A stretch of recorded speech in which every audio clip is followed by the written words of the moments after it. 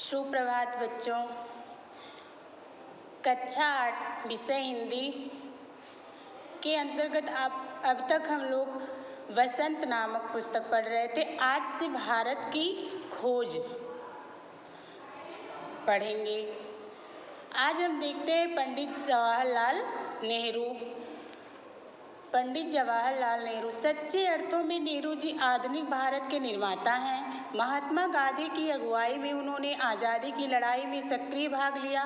सन 1947 में अंग्रेजों की गुलामी से देश आज़ाद हुआ और वे 1947 से 1964 तक प्रधानमंत्री रहे। भारत के अलावा उन्हें दुनिया भर में एक ऐसे धर्मनिरपेक्ष मानववादी राजनीतिक के रूप में जाना जाता है जिन्होंने विश्व शांति और समाजवादी आदर्शों के लिए जीवन भर आवाज़ बुलंद की। एक महान राजनेता के साथ साथ उनकी प्रसिद्धि एक लेखक के रूप में भी सर्वविदित है। उनकी पुस्तकों विश्व इतिहास की झलकियाँ, आत्मकथा और भारत की खोज को क्लासिक का दर्जा हासिल है। भारत की खोज उनकी अंग्रेजी में लिखी पुस्तक डिस्कवरी ऑफ इंडिया का हिंदी अनुवाद है।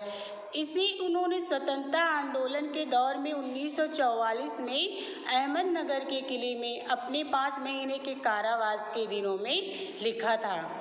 पुस्तक रूप में यह प्रकाशित हुई 1946 में। इस पुस्तक में नेहरू जी ने सिंधु घाटी सभ्यता से लेकर भारत की आज़ादी तक विकसित हुई भारत की बहुविध समृद्ध संस्कृति और धर्म जटिल अतीत को वैज्ञानिक दृष्टि से विलक्षण भाषा शैली में बयान किया है। अल्बर्ट आइंस्टाइन के शब्दों में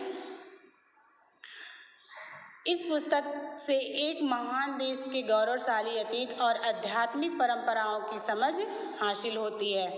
6-7 दशक पहले लिखी गई यह पुस्तक आज भी उन सभी के लिए प्रासंगिक है जो इस महादेश के राजनीतिक, सामाजिक, सांस्कृतिक विकास को एक ऐतिहासिक क्रमबद्धता में जानना समझना चाहते हैं।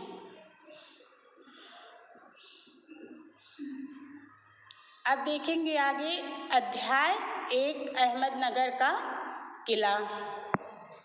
अहमदनगर का किला 13 अप्रैल 1944 जो हमारी भारत की खोज नामक पुस्तक है वो 1944 में अहमदनगर के 5 साल के कारावास में पंडित जवाहरलाल नेहरू ने लिखा था। यह आगे देखेंगे यह मेरी 9वीं जेल यात्रा थी। उन्होंने कहा कि यह मेरी पंडित जवाहरलाल नेहरू ने कहा कि यह मेरी 9वीं जेल यात्रा थी। हमें यहाँ आए 20 महीने से भी अधिक समय हो चुका था। जब हम यहाँ पहुँचे तो अंधियारे आकाश में झिलमिलाते दूज के चाँद ने हमारा स्वागत किया। शुक्ल पक्ष शुरू हो चुका था। तब से हर बार जब नया चाँद उगता है तो जैसे मुझे याद दिला जाता है कि मेरे कारावास का 1 महीना और बीत गया।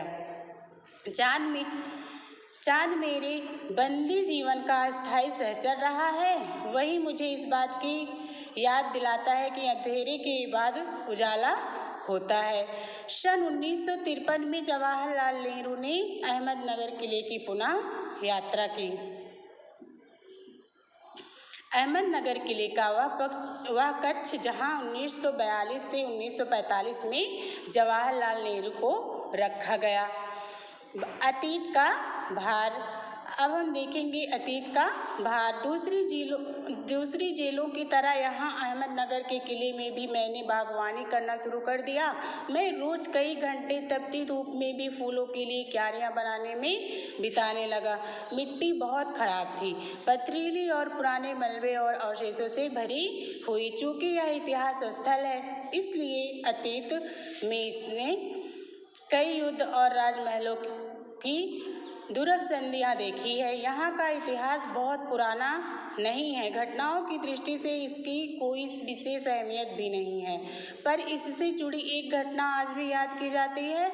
यह घटना है चाँद बीबी नाम की एक सुंदर महिला के साहस की कहानी, जिसने इस किले की रक्षा के लिए अकबर की शाही सेना के विरुद्ध हाथ में तलवार उठाकर अपनी सेना का नेतृत्व किया, पर अंत में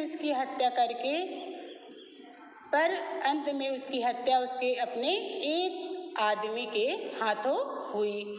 खुदाई के दौरान हमें जमीन की सतह के बहुत नीचे दबी हुई प्राचीन दीवारों के हिस्से और कुछ गुंबदों और इमारतों के ऊपरी हिस्से मिले। हम बहुत दूर नहीं जा सके क्योंकि न तो अधिकारियों से इसकी मंजूरी मिली और न ही हमारे पास इस काम को जारी रखने के साधन थे। अब मैंने कुदाल छोड़कर हाथ में कलम उठा ली है, पर जब तक आज़ाद नहीं हो जाता और कर्म के माध्यम से वर्तमान को अपने अनुभव का हिस्सा नहीं बना लेता, मैं उसके बारे में नहीं लिख सकता, ना ही पैगंबर की भूमिका अख्तियार कर मैं फिलहाल भविष्य के बारे में लिख सकता हूँ। बचा रहता है अतीत,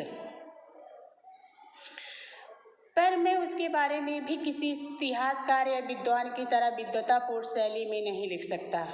मैं पहले की ही तरह अपने आज के विचारों और क्रियाकलापों के साथ संबंध स्थापित करके ही उसके बारे में कुछ लिख सकता हूँ।